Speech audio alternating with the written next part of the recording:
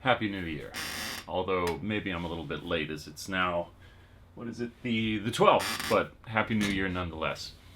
Title of this video, Follow Your Dreams to Japan, but this will echo some of what I've said in the past, but with a few new additions. So I still, to this day, get a lot of emails talking about what company should I choose if I come to Japan. It's based on the old videos that I've made, which is the best. And my advice for those has always been that you shouldn't concern yourself with these initial steps, these first companies that you're applying for, because a lot of them are the same. It's kind of choosing apples from apples. They're all going to give you a similar experience. But then I thought I could expand on this a bit more to say that it's awesome you want to come to Japan. I think that's wonderful. I think if you've done it for the right reasons, you're getting outside of your comfort zone, you're going to explore new horizons, you're going to evolve as a human being. There's few places you could go other than a completely alien place to really challenge yourself, and that for most people is what Japan is, and it's fantastic. So good on you. That's a great thing to do.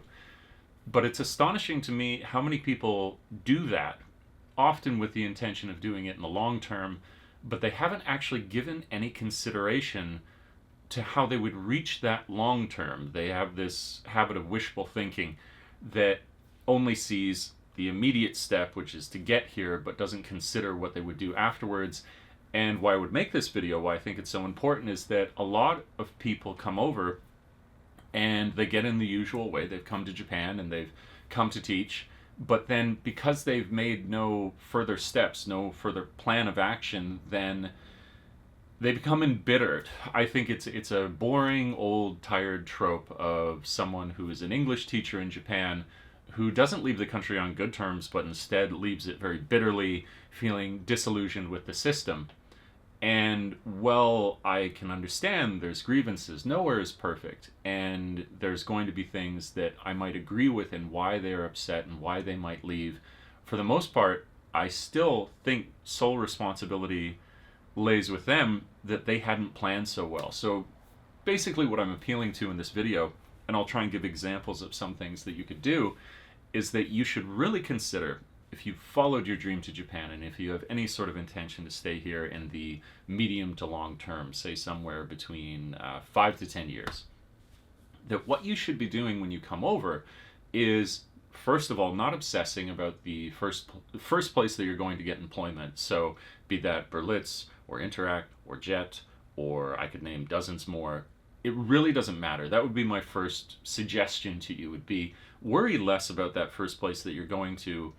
Worry more about, once you've been there and accumulated some experience, what are you going to do afterwards? And that can be a couple things for different people, but I'll lay out a few for you. So one thing that I'm always fond of talking about in my live streams, if the question ever comes up, is that you might consider IT.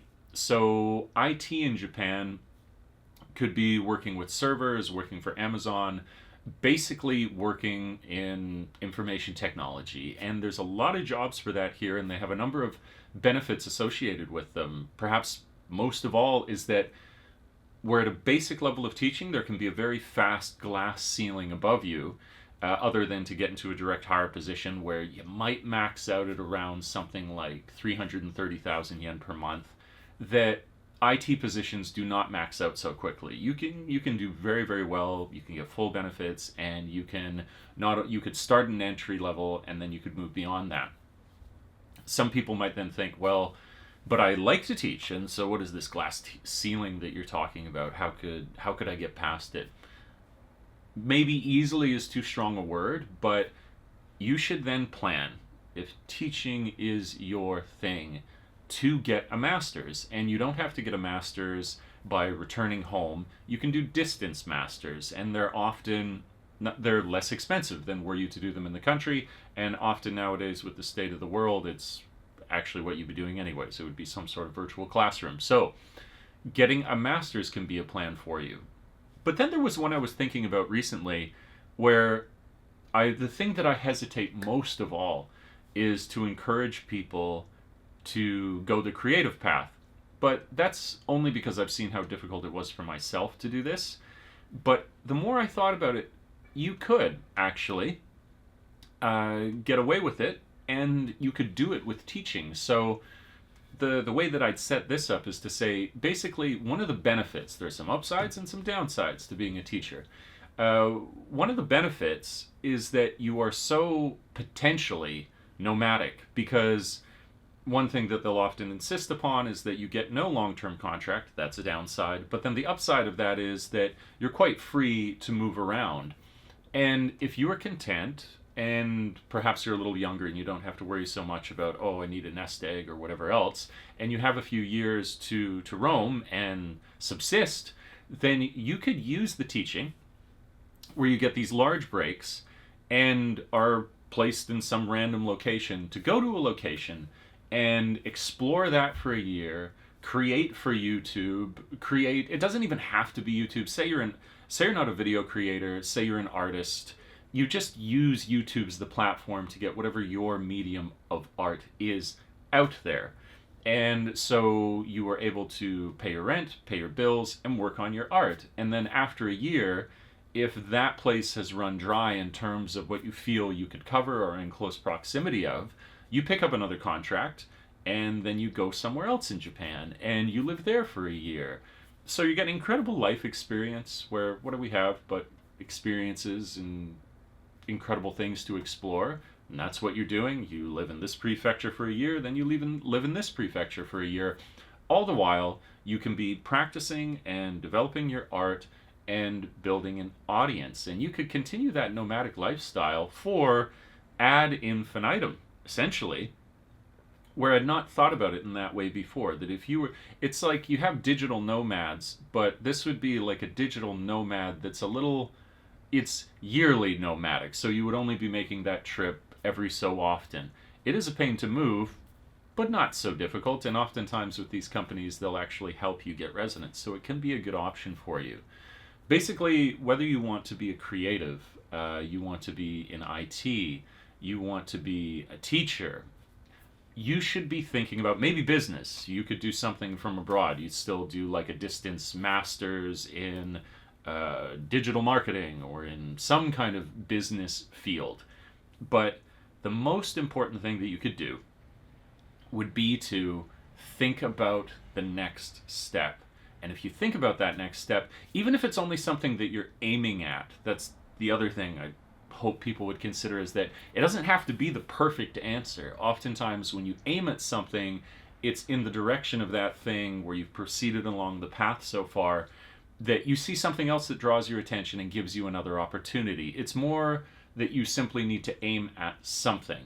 Whereas when people aim at nothing, they arrive very quickly to a glass ceiling, are incredibly embittered by that, and then take off from the country, and they blame it on the country rather than their poor planning. As I said before, to echo again what I'd said about that, it's not as though this is a problem-free paradise. There are things that are warranted, frustrations often are legitimate, but we do well to level out ourselves, a bit of self-reflection in terms of, if we are embittered, is that truly just the way the world is, or is it that we hadn't taken into consideration something that we could? And also, I think in a way, when people leave embittered like that, you've sort of disempowered yourself. You said, this place is more difficult than I can handle. I don't have the strength to overcome it, where I want to encourage people to feel like they can overcome the things that stop them. You already did an incredible thing getting to live in Japan. That's, no matter what people tell you, that's pretty incredible. To feel so comfortable out of your depth and go halfway around the world, it's noble. It's a great thing that you've gone and set yourself to do. But let's think about the next steps for it. So those are my thoughts. I could, of course, go into more detail, more jobs and things like that you could do, but it's this, that stop thinking about that first place. You're going to get into a first place. Start thinking about, am I going to get a master's degree? Am I going to pursue a field alternate from what I already have in my base level degree? Am I actually here for a long-term period of time, or really do I just want to go back after having an experience abroad? Nothing wrong with that. But have your eyes open while you're making these decisions along the way, and it's only going to Smooth might be a bit generous, but it will at least somewhat more smoothly progress as you work through your first year, your second year, and then you're looking for alternatives. You'll have something that guides you.